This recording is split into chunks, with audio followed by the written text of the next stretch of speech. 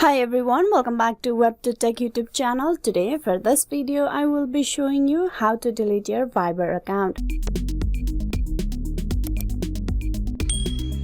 So first of all, you open the Viber application. You are currently logged into the Viber. So to delete this account, you need to tap on the hamburger icon, that is the three horizontal lines on the bottom right. Tap that. Here you need to tap on settings. Tap on it.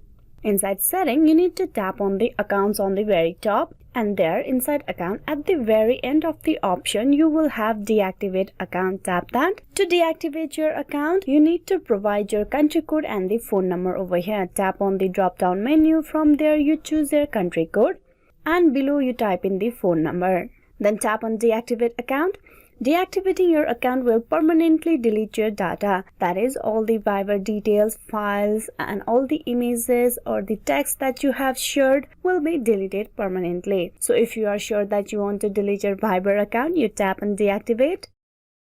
And with that, your account has been deleted permanently. So this is how you can delete your Viber account. Hope this video was useful. Please like and subscribe the WebToTech YouTube channel. Thank you.